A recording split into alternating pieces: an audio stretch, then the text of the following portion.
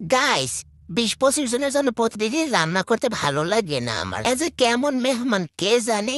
আসছে সেই ১৫ দিন হয়ে গেছে, এখনো যাওয়ার কোনো নাম নাই। ২০-২৫ জনের জন্য কি কম রান্না করলে হয়? আমার যত জ্বালা, খাটতে খাটতে আমি শেষ। তো আমিও আসছে বুদ্ধি করে আলু ভর্তা, মরিচ ভর্তা, ডিম নিয়ে আসছি। তোমরা কয়দিন থাকবে সেটা আমি দেখে নেব। কয়দিন খাবা মরিচ ভর্তা, আলু ভর্তা? দেখবানে থাকবা কখন, পালাইয়ে কোন পাবা না। ২৫ জন মেহমান, ঘরে আছে ৫ জন। এই ৩০ জন, ৩০ জনের জন্য আমি ১৫ কেজি চাল নামাইছি রান্না করার জন্য। যতই হোক মেহমান মানুষ, তাদেরকে তো আর ময়লা খাওয়ানো যায় না। তাই চালগুলো খুব ভালোভাবে ঝেড়ে নিয়েছি। বদনাম বলতে আমারই হইবে না, আমি রান্না করছি, তো সেই সুযোগ আর আমি কাউকে দেবো না। এখন চালগুলোকে খুব সুন্দরভাবে ধুয়ে রান্নার জন্য বসিয়ে দেবো।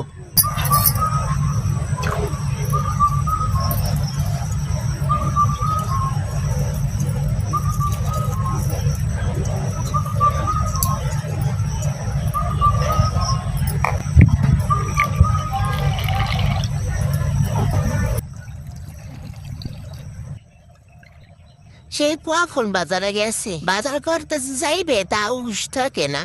বললে বললে পাঠান লাগে। গেছে সে কোন সময়, এখনো আসার কোনো নাম নাই। কি যে বাজার করে, বলছে আলু আর মরিচ নিয়ে আসতে, তাতে এতক্ষণ। স্যারের মাত্র সময় হয়েছে বাজার নিয়ে আসার।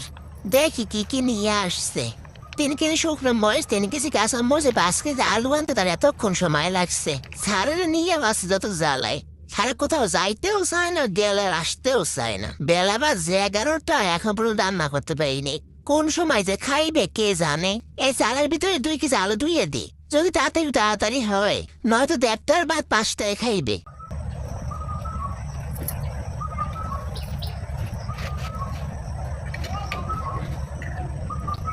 ভাত তো রান্না করা হয়ে গেছে, এখন আমি ফ্যানটাকে ঝরিয়ে নি।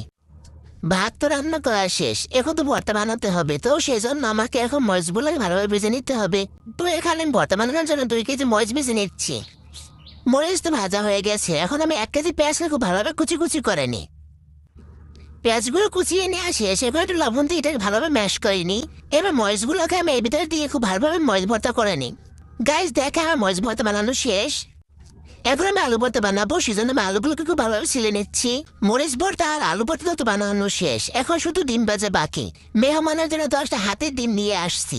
হাতের ডিমের ভিতরে ১ কেজি পেঁয়াজ আর ১ কেজি কাঁচামরিচ দিয়ে আমি এখন সেটাকে ভালোভাবে ভেজে নিচ্ছি।